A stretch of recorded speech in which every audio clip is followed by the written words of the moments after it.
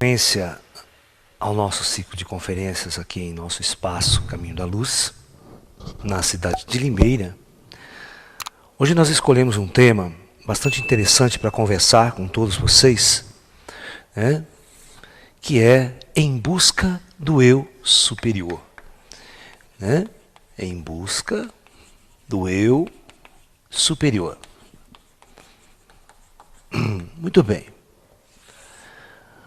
Todas as doutrinas esotéricas, né, as linhas orientais, sempre nos falam de nosso eu superior. O que vem a ser o nosso eu superior e o que vem a ser o eu inferior. Né? Se tem o superior, qual é o inferior? Né? Então, eu acho que nós vamos conversar hoje sobre essa questão, né, bastante oriental, e vamos colocar as ferramentas para a gente entender e despertar esse eu interior, esse eu superior. Muito bem.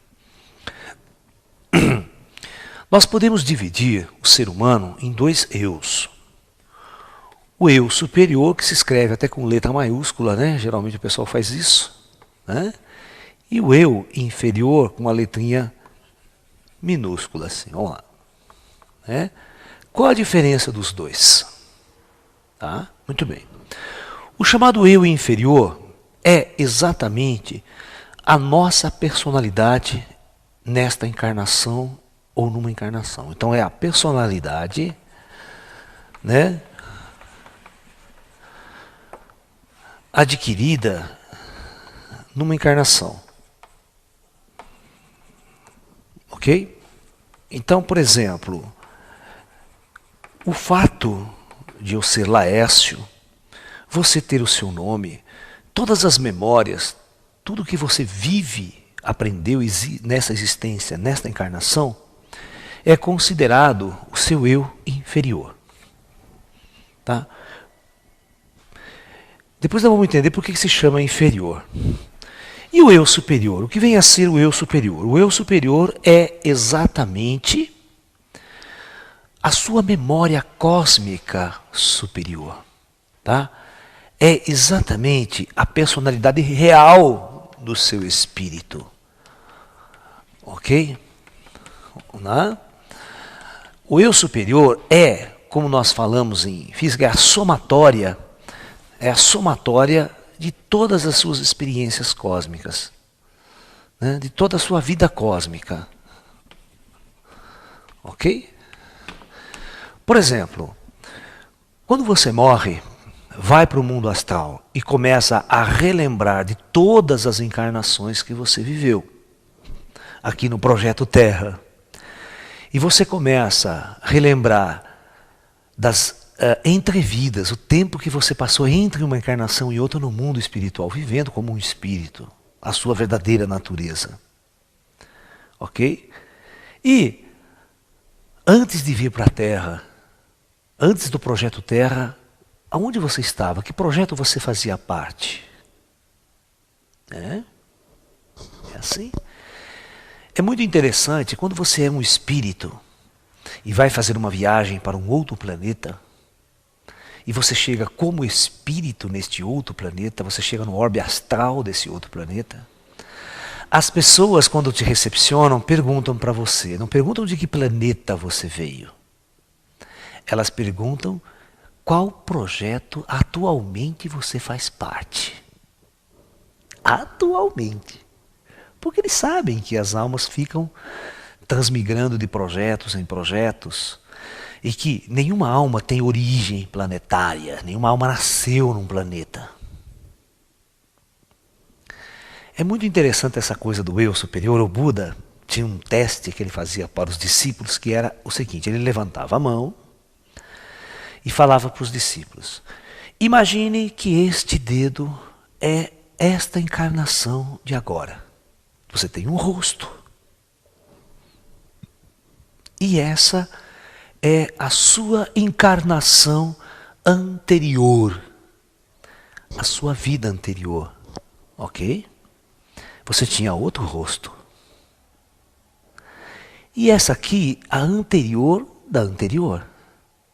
Você tinha um outro rosto. E esse espaço entre um dedo e outro é os anos que você fica fora da matéria, entre uma encarnação e outra, que a gente sabe para algumas pessoas pode ser 50, 100, 200 anos, em relação ao tempo que você passa encarnado. Porque a verdadeira sociedade, a verdadeira vida nossa é lá no mundo espiritual. Aqui é uma passagem, é uma experiência vivenciada. Por isso que todos os nossos mestres falam, não se apegue muito às coisas daqui não. Você está aqui de passagem. Aí ele falava, essa anterior da anterior. E esta é a sua primeira encarnação na Terra. Você também tinha um rosto. Aí ele pergunta para os discípulos, vocês sabem qual era o seu rosto original, aquele que você tinha antes de vir para a Terra? Antes da primeira encarnação na Terra? Então, o eu superior é exatamente uma reunião de todas essas personalidades e até aquela que veio antes da Terra. É realmente o seu eu cósmico, o seu eu superior. Porque este eu inferior é exatamente a personalidade adquirida por um indivíduo apenas numa encarnação. Por exemplo, essa personalidade de Laércio. E por que ela é chamada de eu inferior? Vamos estar entendendo. Por que esse euzinho aqui, ele é chamado de inferior? Muito bem, por quê? Exatamente pelo seguinte fato. Pelo seguinte fato.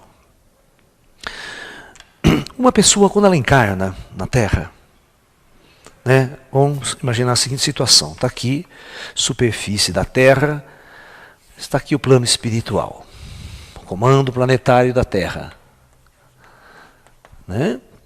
Está aqui uma comunidade de espíritos habitando aqui. E desta comunidade ela sai e vem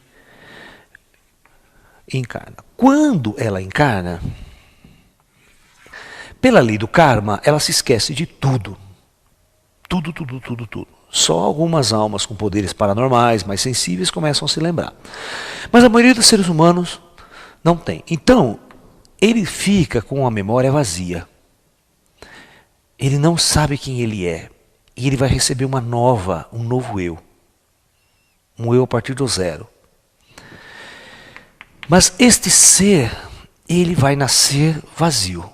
Mas vai nascer numa sociedade, numa cultura, num povo, que vai contaminá-lo com a sua cultura. Ele vai receber uma programação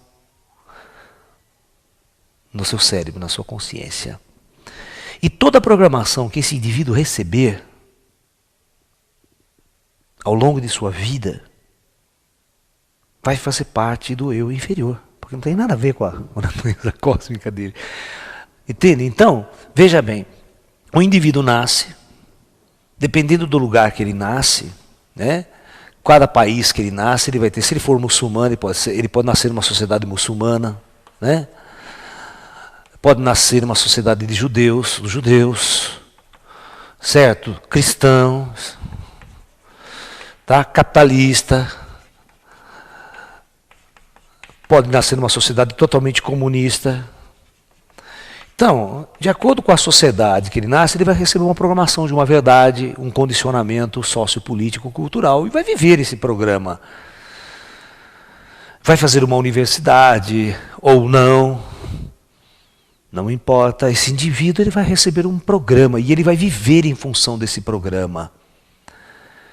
Então, toda essa programação colocada na mente, ele vivendo daquele jeito que ele acredita que ele acredita nas verdades que a sociedade lhe impôs, que a escola lhe impôs, ele vai viver essencialmente essa coisa.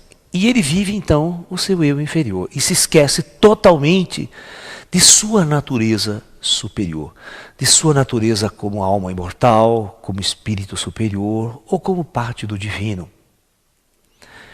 É por isso que o papel das grandes religiões orientais é: por que Buda dizia a todos, vós sois Buda? Por que Jesus dizia, vós sois deuses? Conhece a ti mesmo e conhecerás a Deus. Buda e Jesus e os grandes mestres nunca disseram: conheça o universo, estude. Nunca falou isso.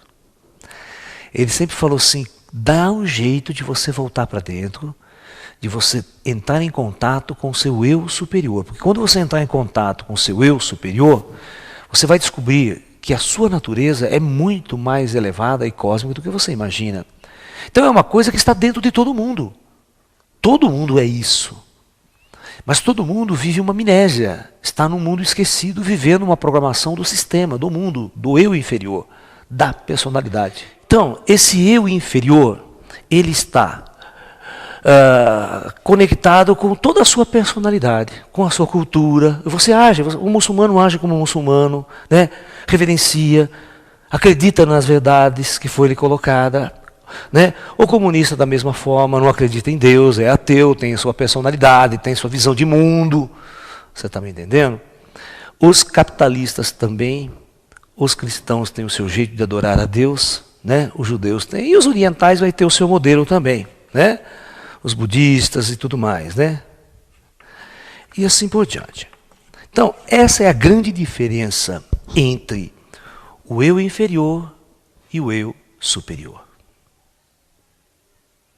Tá? E todos os nossos grandes mestres do passado, eles disseram o seguinte para nós: que a única salvação, a única solução para sair do sofrimento terreno é você entrar em contato com o seu eu superior. Isso, para o oriental, é iluminação. Iluminação é entrar em contato com o seu eu superior e você acreditar que ele existe. Então, um dos primeiros passos que nós chamamos no treinamento espiritual, né? Porque agora vem a pergunta: como eu vou entrar em contato com o meu eu superior, né? Como eu vou entrar em contato? Onde ele está? Como acessá-lo? Então, em via de regra, uma primeira regra é a seguinte: você tem que acreditar nesse eu superior, né? Você tem que acreditar. Porque acreditar é colocar uma energia nessa direção, tá? É a mesma coisa da fé. Você trabalha, você coloca a fé, uma energia. Você tem que crer que existe uma alma, que o seu espírito está aí, que você é Deus e que você precisa entrar em contato. É a mesma coisa quando a gente fala em projeção astral. As pessoas chegam lá e dizem: o que eu tenho que fazer para fazer projeção astral? Dá uma dica. Eu falo: a primeira dica é você querer muito. Você tem que querer muito. E ao mesmo tempo, você não pode ter medo. Se ao mesmo tempo que você quer, você tem medo, o que acontece? Uma parte quer e a outra bloqueia. Então o negócio não sai do lugar. Né? Porque a nossa mente, ela funciona muito em termos de direcionamento de energia. Essa é a ideia do segredo, do filme O Segredo, né? Quando você coloca uma energia, você quer, você cria, você plasma, as coisas, o universo se conspira e vai manifestar aquela coisa na tua vida, no seu processo, no seu caminho. Ok? A mesma coisa é a técnica oriental para você fazer qualquer coisa, para você buscar qualquer processo, qualquer caminho, você tem que querer. Você tem que acreditar, colocar uma energia. 2, você tem que querer isso muito. Ou seja, isso é uma vontade. Você tem que colocar uma vontade muito grande na sua vida. E quando você quer, coloca uma vontade, você coloca isso como uma certa prioridade na sua vida, né? Você tem que ter uma prioridade para isso. Você tem que colocar essa energia e estar com ela na cabeça o tempo todo. Ok? Eu tenho que colocar uma energia, eu tenho uma vontade, eu acredito. Eu preciso transcender a minha mente, eu preciso transcender a minha personalidade e a minha programação. Eu preciso ir além para entrar em contato com uma memória que está em mim mesmo. Tá? Quando eu construí um modelo sobre física quântica, um modelo da consciência, eu construí o seguinte modelo, para que as pessoas pudessem entender como é que funcionava essa coisa aí. Tá? Então eu construí um modelo quântico da consciência. E esse modelo quântico da consciência é mais ou menos assim. Ó, vamos supor que eu tenho um nível de consciência aqui. Esse eu vou chamar de nível consciente. Um nível quântico. Eu estou consciente aqui. E essa consciência está conectada exatamente com o euzinho inferior. Com o eu inferior. Aí, o eu chamado superior, ele está num nível quântico muito mais abaixo. Ou seja, a consciência, aqui a consciência vibra numa frequência, ela tem uma energia associada a ela, igual vezes uma frequência que eu vou chamar de 1, aqui eu chamo de nível N1. Eu sempre chamo esse nível de N1. Esse nível aqui, por exemplo, N2, né? A energia aqui é I1, aqui a energia é E2, é H vezes uma frequência F2. E a frequência é menor quando cai, aí a consciência expande, é a ideia da consciência expandir. Que quando a frequência diminui, o comprimento de onda aumenta. Então dá a ideia da consciência expande, essa expansão da consciência. Então, na verdade, você tem que provocar uma mudança de vibração na sua consciência para você sair desse estado e dar um salto quântico. Quando você atinge esse estágio, você entra em contato com sua memória cósmica, com sua memória superior. Essa atitude é a atitude de iluminação. Ok? As pessoas se iluminam. Por isso que, por oriental, iluminação não é algo que você tem que fazer alguma coisa na vida para conquistar ela, sabe? A única coisa que você tem que fazer, ela está em você, está toda, o Deus já está em você. Eu preciso só acessar. Mas para acessar, o que eu tenho que fazer? Eu tenho que mudar a frequência da minha consciência. E a hora que eu mudo a frequência da minha consciência, o que acontece? Eu dou um salto quântico e a coisa acontece de uma hora para outra. Por isso que os orientais falam, no Zen budismo, por exemplo, eles falam muito de iluminação abrupta. O cara está normal, de repente, pum, dá um... expande a consciência, ele começa a acessar, ter memória, lembrar, o chakra abre, ele começa a ver um monte de coisa que ele não via antes. Né? Então, o que nós queremos fazer, aí vocês vão entender como é que é interessante isso. Para a nossa consciência acessar, sair do eu inferior e acessar o eu superior,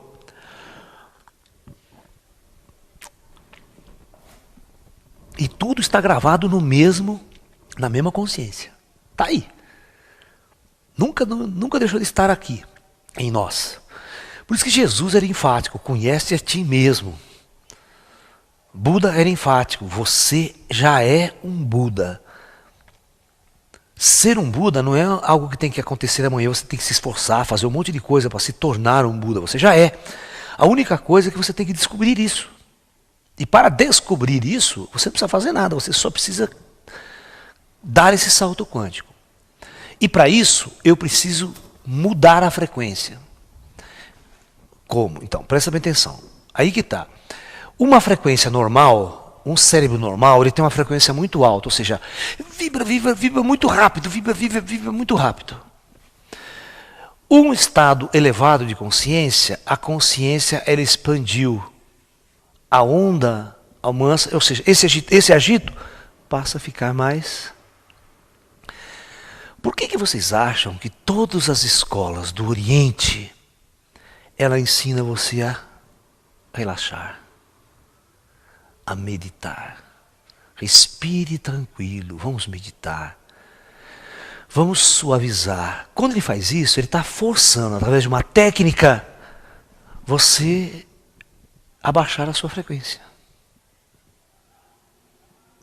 Tá? Então o segredo, né, é eu tenho que baixar minha frequência cerebral. Na verdade não é cerebral, baixar a frequência total. Né? Você tem que baixar sua frequência mental. Mas para isso, você tem que mudar toda a atividade estrutural do seu corpo e da sua vida. Se você tem uma atividade no dia a dia que te deixa estressado pra caramba, então vamos ver. Vamos ver o que nós temos que fazer. Eu sei que eu tenho que mudar, dar um salto quântico. Então, a pergunta é, mais inteligente agora, como baixar a frequência? Né? Então vamos lá. É uma pergunta sobre outra pergunta, né? Mas vamos chegar lá. Como baixar a frequência? Ok? Como baixar a frequência de nosso cérebro, de nossa consciência? Aí vem os mestres orientais nos ensinando. Então, veja bem, os mestres na Índia criaram yoga. As várias escolas de yoga.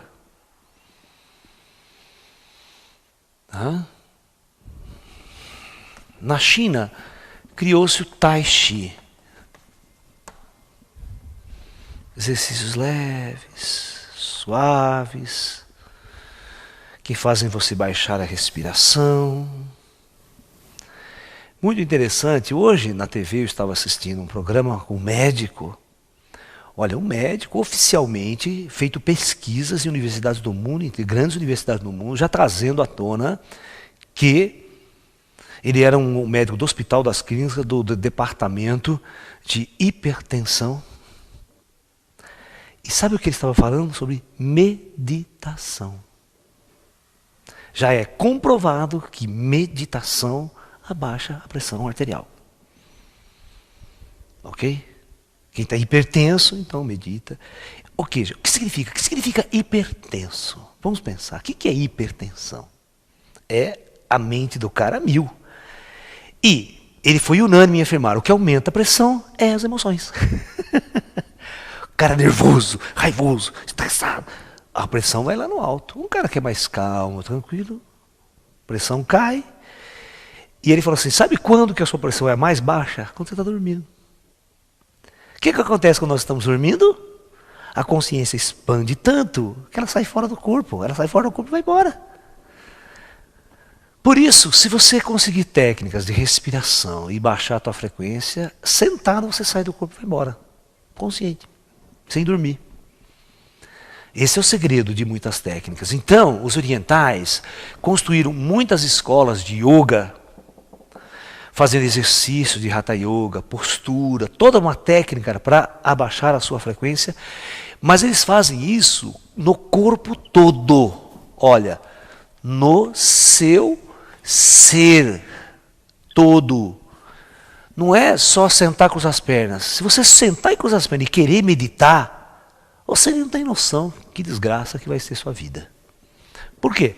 Porque sua mente está a mil. O seu corpo está estressado, agitado. Como é que você medita? Ninguém consegue meditar porque o cara fica louco.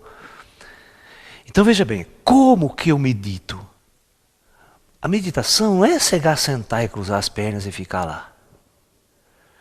A meditação é um processo diário e constante na sua vida. Então vamos lá. Para baixar a frequência, eu preciso fazer, né? Os nossos mestres orientais colocou yoga, tai chi e tal. Mas o que é yoga, tai chi de verdade?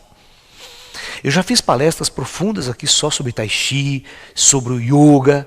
Né? Se você quiser ir mais fundo em cada uma das técnicas, você pega essas fitas, DVD, estude. E depois você vai praticar. Vai praticar 10 anos, 20 anos, 30 anos, como eu. Há mais de 30 anos que eu pratico. Você tem que praticar.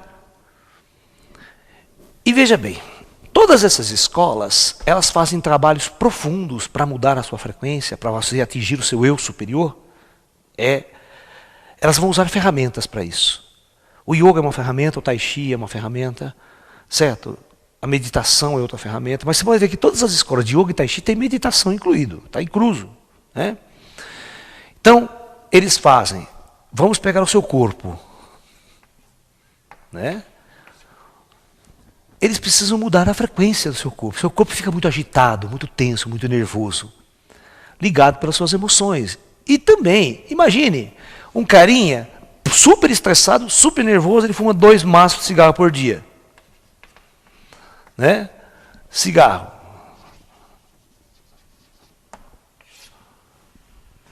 Ok? cigarro.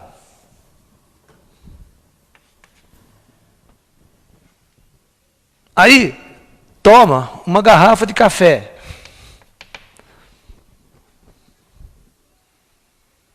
O que vai acontecer? Vai ficar super agitado, tenso, nervoso.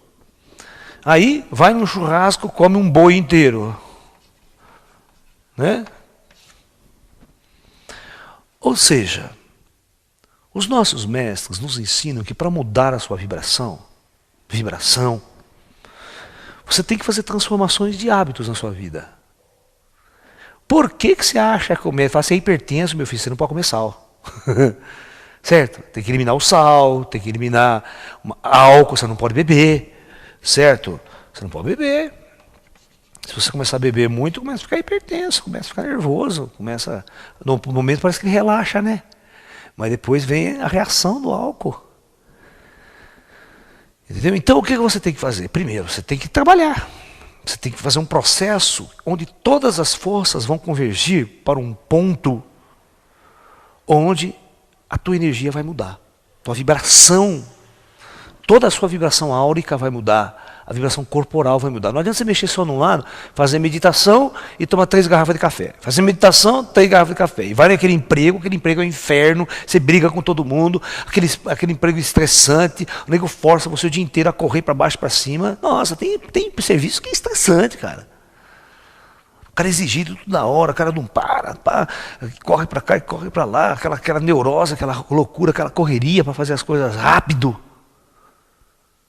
Né? Já aqueles negros da Bolsa de Valores, lá, um mês lá, que está morto. Né? Você está entendendo? Então, veja bem, tem que ativar o seu corpo. Né? Vamos continuar com a receita de bolo aqui. Né? Aí, você tem que se preocupar com que atividade você faz na vida, com o seu trabalho. Como que é o seu trabalho? Seu trabalho é estressante? Seu trabalho é torturante? É massacrante? Você gosta, você curte o que você faz? Né? Mas às vezes o seu trabalho, a frequência aumenta tanto, você fica tão nervoso, tão agitado, tão tenso, que não vai permitir, a hora que você chega em casa para meditar na sua casa. Né? A nossa sociedade ela é muito engraçada, nós estávamos discutindo isso aqui, né? As grandes empresas patrocinando os eventos esportivos, trazendo academia de ginástica para dentro da empresa, sabe? Agora estão levando meditação para dentro da empresa. Eu dou tanta risada com isso, sabe por quê? Veja bem, eu vou fazer a seguinte pergunta: o empresário, esses caras, não estão interessados no seu crescimento espiritual, na sua elevação de consciência, de jeito nenhum. O problema está acontecendo o seguinte: o cara tem uma indústria, certo? A vida daquele empregado é uma merda. Ele é um escravo, ele é um androide. Então, passa 1 ano, 2 anos, 3 anos, ele começa a ficar numa energia tão ruim, tão frustrado, porque ele só ganha aquele salário, vai lá fora. Todos os apelos sociais ele não consegue comprar, porque ele é um funcionário, o salário dele é aquele. Ele vai viver aquela vidinha de merda o resto da vida dele, da existência dele. Certo? Então o que acontece? Acontece que esse indivíduo começa a ficar nervoso, tenso, estressado. Então, e a produção na empresa cai, o rendimento do funcionário cai. Então aí chama os cientistas, chama tudo, porque o empresário fica preocupado porque ele precisa aumentar a produção. Então precisamos investir em recursos humanos. Então vamos trazer uma academia, vamos trazer um professor de ginástica, de yoga, de tai chi para a empresa, para os meus funcionários treinarem e ficarem bons, porque eu quero eles produzindo no dia seguinte. Então veja bem, o intuito de trazer essas coisas, eu jamais faria isso na minha vida. Se uma empresa chega lá, você não quer vir dar aula de tai chi para os funcionários? Eu falei, não vou, porque o meu discurso vai fazer os funcionários largar toda a sua empresa. É exatamente aquela história do Chuantsu, né? Os meus princípios são diferentes dos seus. Não vai dar certo eu dar aula de tai chi para vocês. Aí, quando convidaram o Chuantsu para ser ministro da Justiça, numa das minhas palestras eu conto essa história. Vocês vão perceber que eu ensino as pessoas a se libertarem dessa escravidão total. Então, quando eu estou ensinando as pessoas a buscarem o eu superior, certo? Eu não vou dar aula de exercício de yoga, tal, tal. Não, eu vou... O foco é outro. O foco não é aumentar o rendimento do funcionário, tirar o estresse, a tensão nervosa, daí ele fica bom para trabalhar no dia seguinte, vai produzir pra caramba, alegre, feliz. Meu processo não é esse. Tá? Então, você tem que cuidar do seu corpo. A sua vida, como está a sua vida, o ambiente de trabalho? Se o seu trabalho for estressante, for nervoso, pode parar. Pode parar. Ou você para, ou você morre cedo. Você pode escolher. Ataque cardíaco, você pode escolher. Agora, vai contatar o seu eu superior? Nevermore. Por quê? Porque toda a sua energia está focada na frequência muito alta. Não vai adiantar, você não vai ter nenhum dom paranormal, você não vai ver espírito, você não vai perceber nada, sabe? Porque... Ou seja, para você acessar o que está em você, você tem que baixar. E para baixar é um exercício muito complicado, você tem que fazer mudanças. Mudanças. Eu falo, e a parte, né, que eu chamo mental? O que é a parte mental do indivíduo? A parte mental é exatamente a programação do cara. Aí é duro, cara. Aí não, a programação. Você imagina que religião que o cara tem? Que religião que o cara tem? Ele é crente, ele é católico, é isso e aquilo. Cara, se ele tiver aquela convicção, ele não vai admitir outras formas de buscar essa coisa. Não você ficar rezando, só pegar ir para a sua igreja e achar que aquilo é o caminho. Mas aquela oração, aquele ritual que ele faz, ele não fez nenhuma mudança aqui. Ele não fez nenhuma mudança aqui e acha que só a religião dele vai levá-lo a Deus. Não. Então a mente dele está condicionada de tal forma a determinadas verdades, como um cientista, por exemplo, que não acredita em vida após a morte. Um materialista, comunista, não acredita em vida após a morte. Se ele não acredita em vida após a morte, você acha que ele vai jogar a energia dele para buscar o eu superior? Não vai. Então o que está impedindo ele de fazer isso? A mente, a programação. A verdade que ele adquiriu durante a vida, o que ele acredita. Por isso eu falei no começo, lá dos primeiros momentos, você tem que acreditar. Se você não acreditar, você nem parte nessa direção. Aí o indivíduo não acredita em vida após a morte, nada. O que ele vai fazer na vida então? A vida dele vai ser voltada para quê? Qual o objetivo da existência dele? Não vai ser para buscar o eu superior, nem para conhecer a si mesmo, nem conhecer a Deus interior, nada. Ele vai trabalhar para uma empresa, ele vai ganhar dinheiro, ele vai viver o mundo exterior, morreu para ele. Então, a mente, a programação mental, você tem que começar a estudar. Para mudar a programação, comece a estudar outras filosofias. Comece a estudar Zen, comece a estudar Espiritismo, vai estudar, vai colocando na sua mente as possibilidades. Para que que a sua mente possa permitir que você creia e que você está jogando uma energia num caminho extremamente importante na sua existência. Porque se tua mente não der importância, você não faz.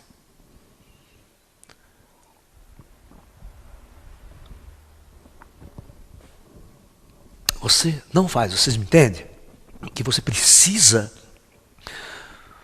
colocar uma energia. Para colocar uma energia, você tem que acreditar naquilo. E a sua formação cultural, científica e religiosa pode travar isso. Por exemplo, um católico, ele jamais quer ver o espírito na frente dele. Você está entendendo? Ou seja, mentalmente ele já barra qualquer fenômeno paranormal que possa estar acontecendo com ele. Ele não foi treinado por isso. A religião dele não treina ele para isso. Treina ele para ter medo. Constantemente ter medo de espírito. Porque espírito é coisa de demônio. Então, se a faculdade paranormal, numa oração, num relaxamento, começar a se manifestar, ele para na hora, trava tudo, não deixa a coisa ir além. Então, a mente é muito importante. É muito importante. Se você não domar os seus medos, seus instintos internos, sabe? Estiver solta e se permitir acontecer, pode esquecer que não vai. Não veja que Ao mesmo tempo, a coisa não é simples, mas nós temos muito lixo que tem que ser removido. A nossa vida, ela foi construída em torno de valores que nada tem a ver com o nosso eu superior. Tem a ver só com o eu inferior. Então nós temos que fazer uma remodelação. O terceiro milênio, nós vamos ter que fazer uma revolução, presta atenção. Nós vamos ter que fazer uma revolução idêntica à revolução que os hippies fizeram na década de 60. Ou nós dá um boom em tudo e procuramos novas propostas de viver no mundo, existir, voltado ao nosso trabalho interior, para descobrir o nosso espírito, ou nós continuamos nesse sistema e o mundo acaba no conflito nuclear. Tem energia que o mundo está jogando, uma energia de conflito, uma energia do ego, uma energia do eu inferior, onde o eu superior não se manifesta, onde nenhuma coisa superior se manifesta, só a parte primitiva, a parte animal, a parte sexual, aquela parte densa do ser humano se manifesta. Por isso nós temos que ter coragem de começar a preparar o terreno da nova era e fazermos grandes transformações em nossas vidas para que nós possamos vislumbrar novos horizontes. Muito bem. Feito isso, mudou a sua programação, estudou pra caramba. Por quê? As minhas palestras servem para quê? Para mudar a sua programação mental. Porque você pensa de um jeito, lá você começa a colocar um vírus aí na sua programação, neguinho já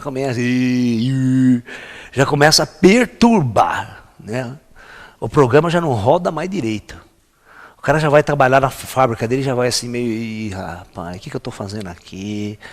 Ele já começa a pensar duas vezes. É isso que Jesus queria, que as pessoas pensassem, que as pessoas se libertassem. É isso que Buda sempre quis. Por isso que esses grandes mestres sempre foram revolucionários. E esses grandes mestres, eles nunca viveram as suas vidas em função do sistema. Viveram? Ou eles procuraram uma forma diferente de existir, de estar no mundo? Passaram a ser peregrinos, né? Desligados da matéria, pregando, ensinando. Muito bem.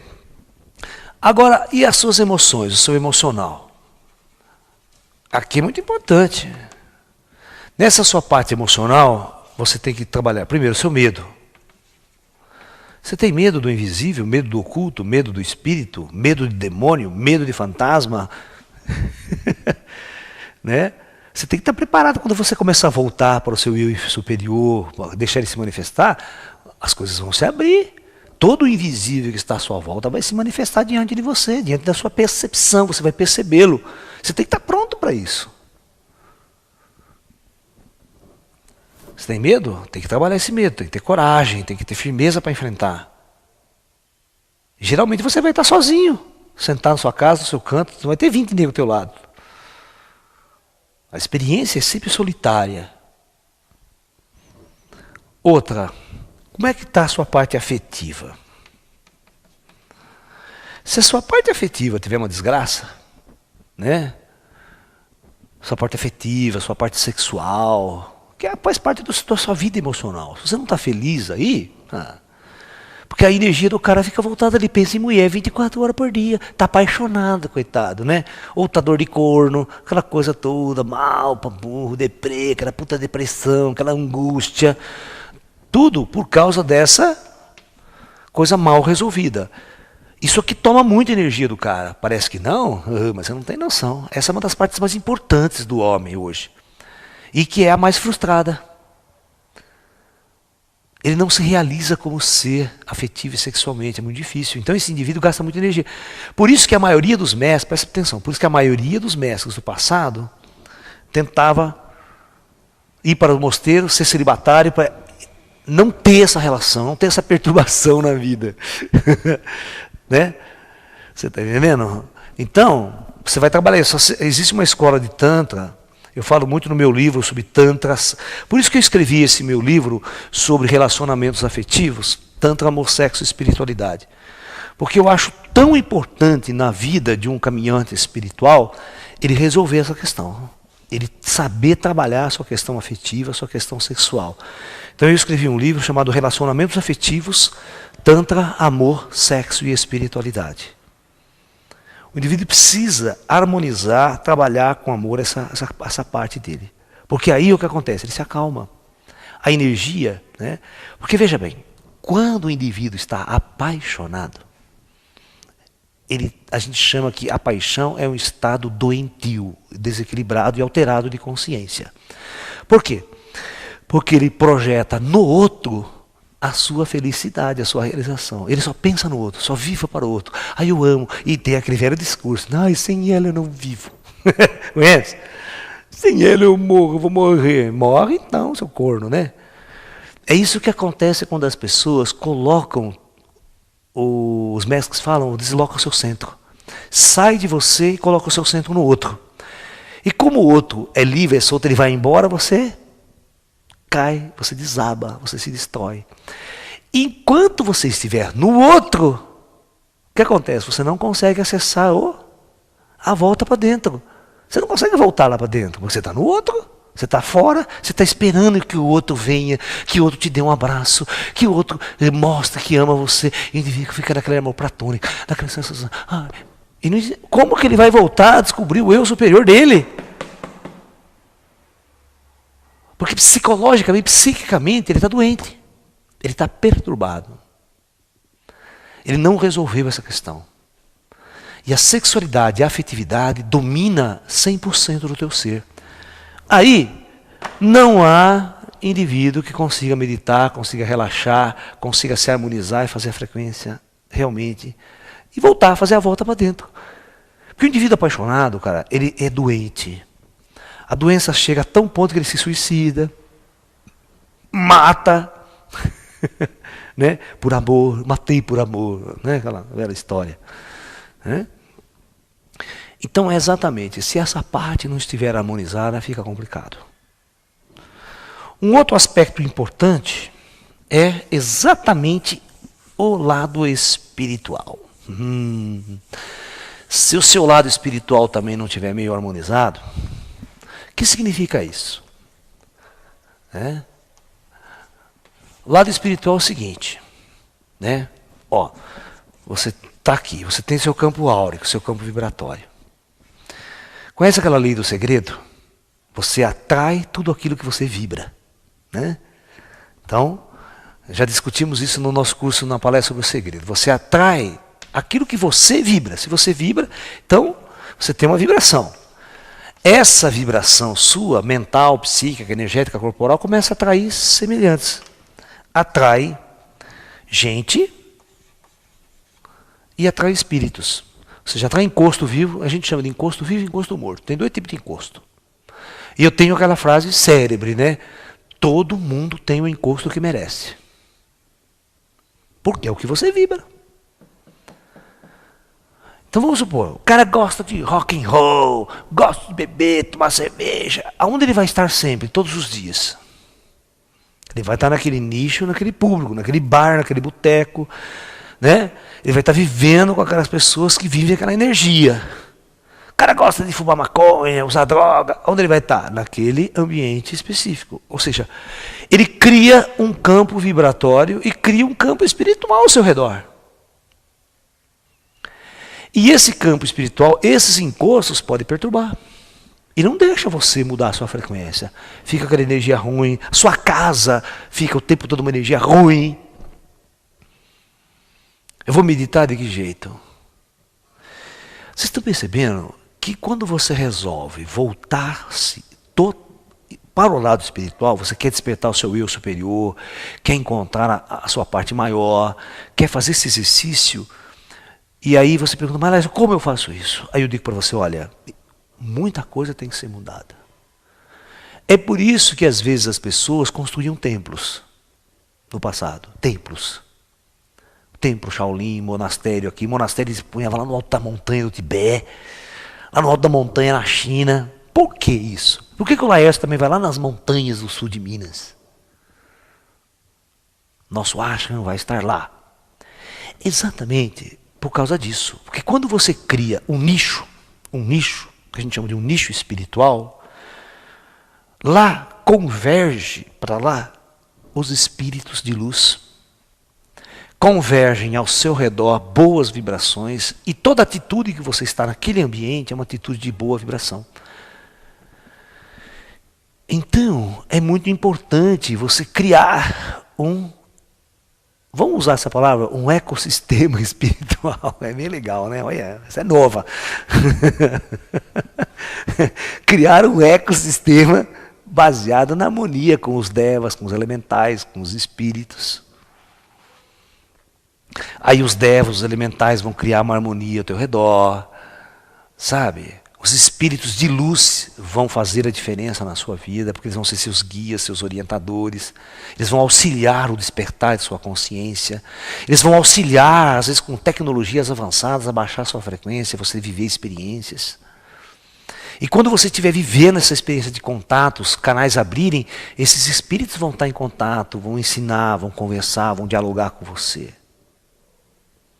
É diferente daquele paranormal que começa a abrir os olhos, mas abre no boteco, só vê espírito ruim, coisa feia, né? Ou tranca a rua, ou não sei o que mais. Aí ele fica louco, aí que assusta, né? Aí não quer saber de espiritualidade mais. Por isso, quando você vai fazer uma prática espiritual, você coloca uma energia no caminho espiritual, é necessário que um bom mestre te oriente. O bom mestre sabe todo um processo que tem que ser desenvolvido para que o aluno possa atingir estados elevados de sua consciência. Tá? É uma prática. Vocês se lembram, eu fiz uma palestra aqui que chama, presta atenção, os eremitas tibetanos. Os eremitas tibetanos. Existe um exercício no Tibete, inclusive nessa minha palestra eu coloquei até cena de um filme tibetano dessa situação. Existe um costume nos mosteiros tibetanos do discípulo fazer um treinamento interior extremamente radical para ele voltar para dentro, para ele entrar em contato com o seu eu maior, com o seu eu superior. Esse discípulo é trancado dentro de uma caverna, de um eremitério, totalmente escuro. Totalmente escuro. Ele é trancado por 3 anos, 3 meses, 3 semanas e 3 dias. Tudo 3.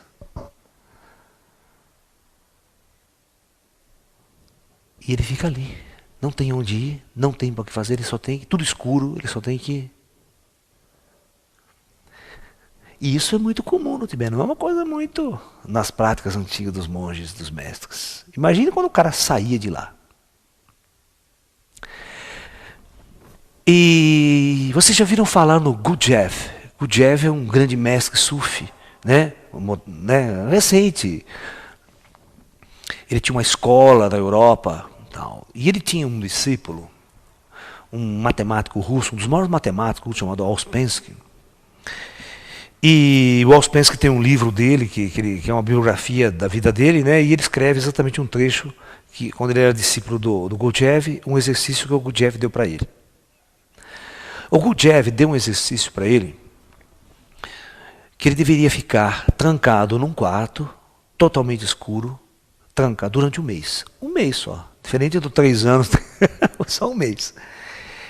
E não deveria sair desse quarto, e deveria fazer uma única pergunta quando estivesse lá.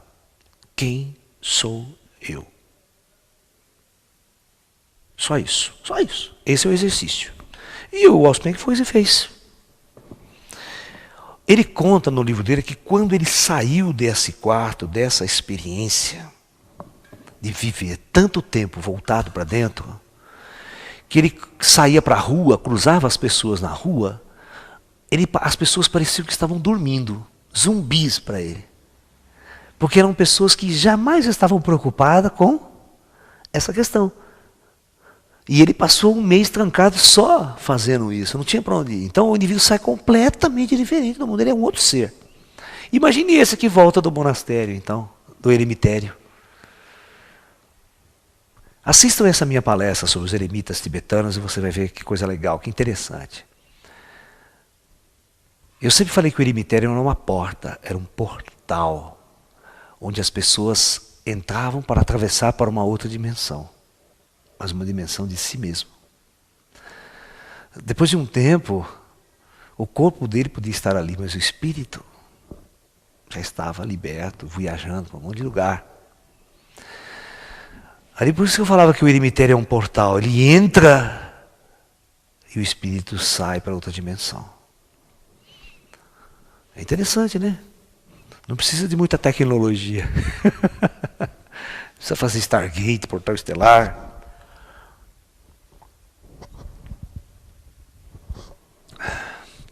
Então é muito interessante nós compreendermos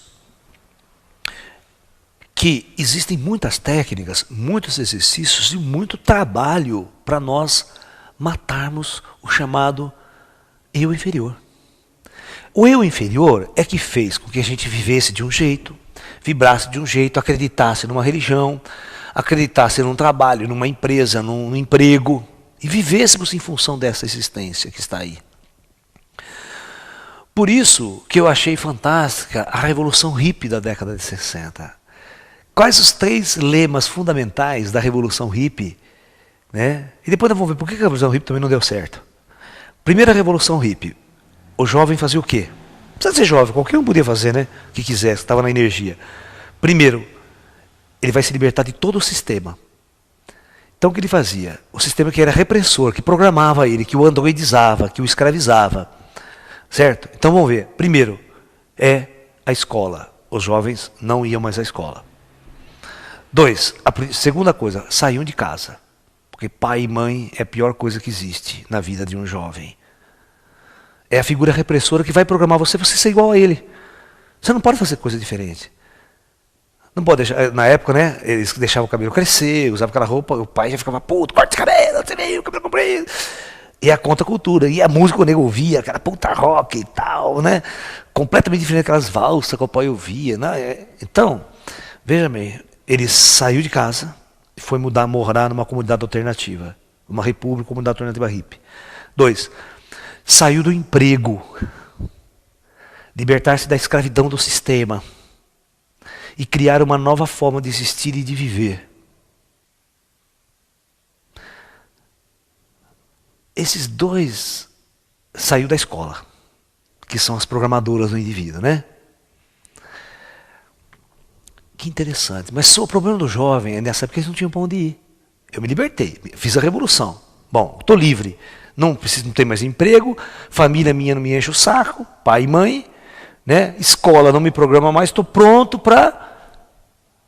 Aí, eles não tinham para onde ir. Porque eles não tinham guru, não tinham mestres, era uma contracultura. Aí começou a entrar a droga.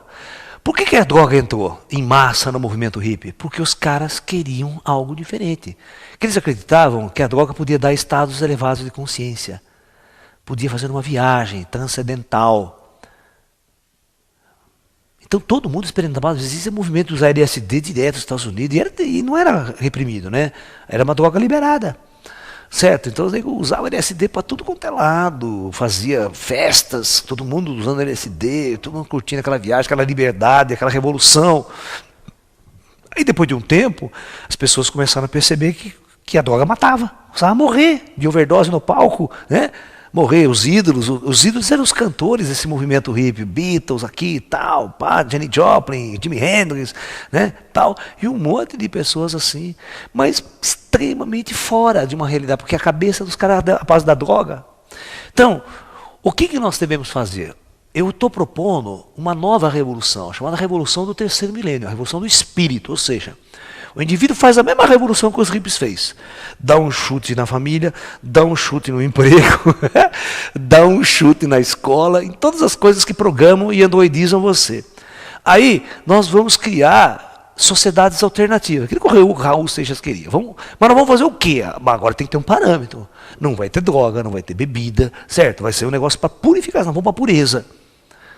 E aí nós vamos aprender com os mestres orientais, yoga, tai chi, meditação, porque nós vamos ter um propósito. O propósito é a revolução espiritual.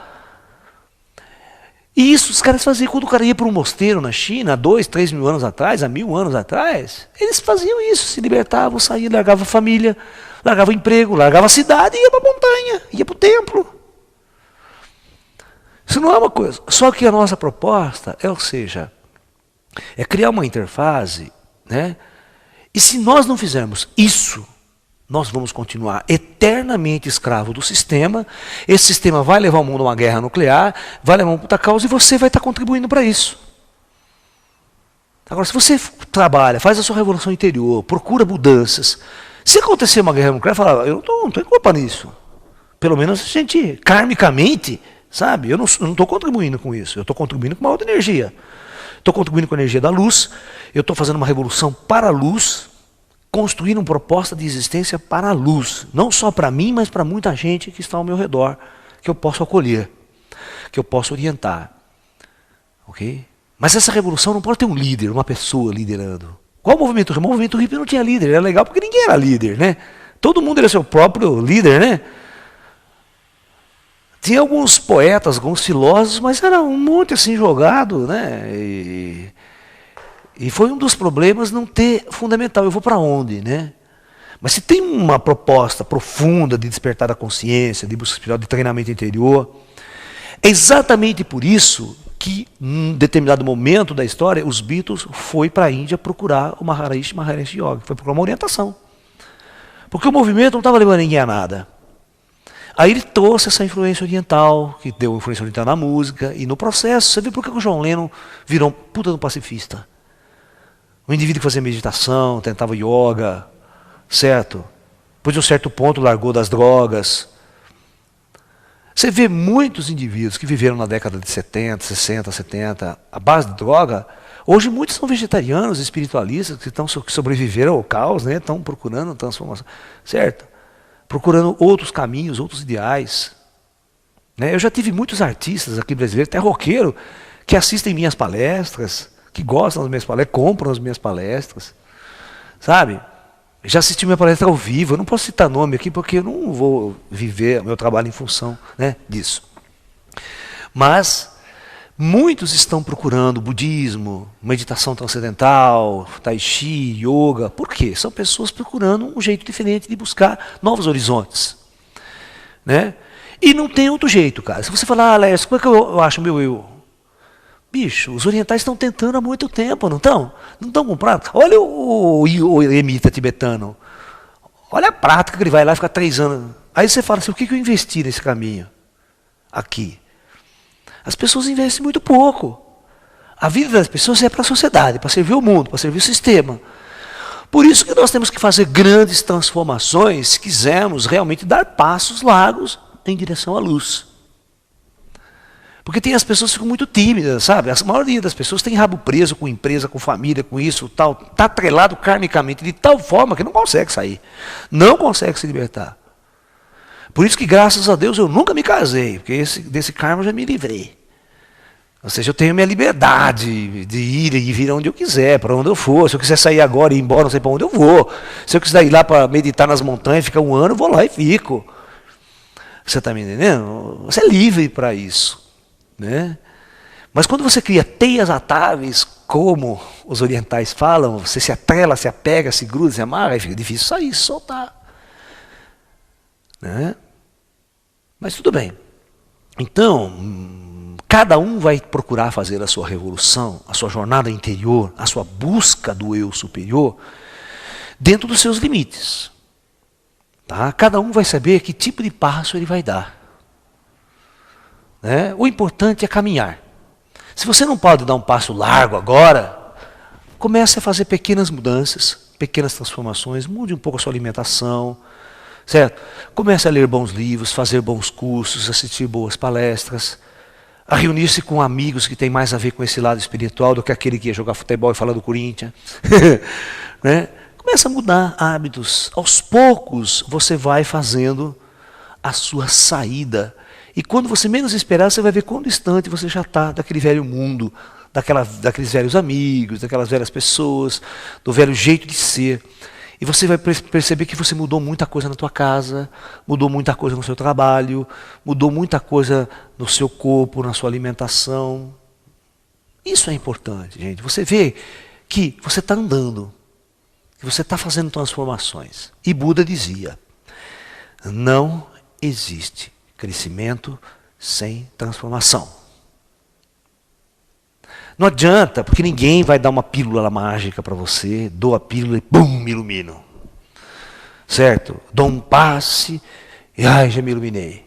Isso não existe. Iluminação é uma transformação interna de cada um. É um processo. Você está entendendo? Por isso que não tem uma receita de bolo para iluminação, sabia?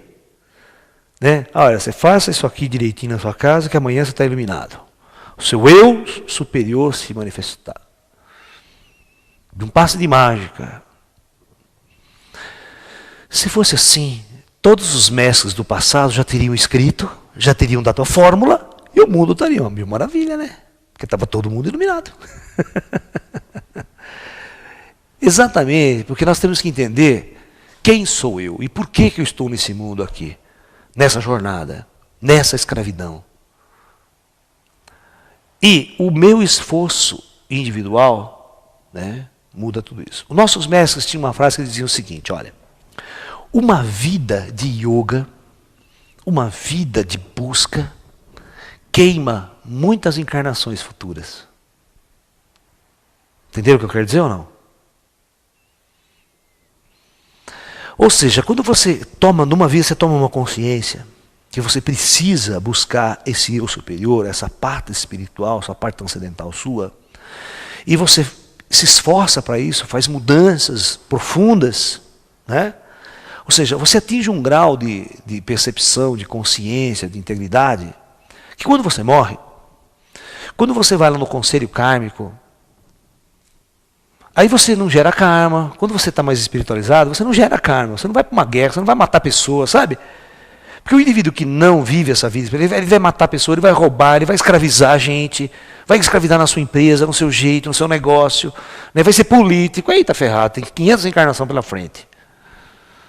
Se for político numa vida. Né? Se entrar nessa corrupção, nesse mar, nesse inferno, vai ter muito karma para resgatar. Então, o que acontece? Ele vai ter muita encarnação depois. Então, quando o indivíduo vive profundamente uma jornada espiritual, ele se torna mais amoroso, mais bondoso, mais harmonioso, mais respeitoso. Ele muda a vibração, ele se liberta realmente. Isso, entre aspas, se chama salvação. Eu me salvei do inferno, eu me salvei do mundo, do sistema, da escravidão que estavam me impondo. Esse cara, às vezes, não consegue iluminação numa vida, vamos supor.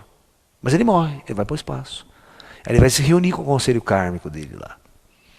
Aí o conselho kármico fala, poxa, muito bom, você cresceu muito numa vida. Isso queima umas 4, 5, 10 encarnações que teria que ter lá na frente. Aí o cara fala, bom, vamos fazer o seguinte agora, né? Talvez nem precise encarnar mais. Você pode passar por uma situação lá que os mentores falam, não é necessário mais. E principalmente agora nessa época, né, de final de ciclo planetário, que não tem retorno para o mesmo planeta. Muitas almas que vão morrendo aqui agora não tem retorno mais aqui. Tem duas saídas para ela. Ou ela transmigra para o orbe planetário, porque aqui ela não volta mais, porque não dá tempo de reencarnar de novo. Né? O ciclo planetário está se fechando muito rapidamente.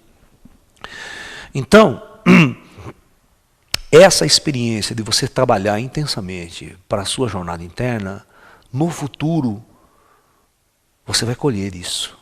E você pode colher isso evitando restrições kármicas. Tá? Isso é muito importante. Buda dizia muito isso. Você queima vidas. Né? E quando você atrai essa força espiritual no seu caminho, você atrai seres de luz. Esses seres de luz vão andar com você. Extraterrestres vão andar com você. Seres superiores vão se manifestar ao seu lado. O nível de conhecimento e o nível de abertura que se manifesta na sua vida é muito grande. E a gente vai se distanciar muito deste mundo. Eu sou uma pessoa que eu me sinto muito distante do mundo. Eu estou dentro dele, mas não participo mais dele. Por isso, a minha energia está muito voltada para eu me isolar nas montanhas e ficar lá. Sabe? Aí o público vai lá, as pessoas vão lá, ouvir palestras, cursos, treinamento.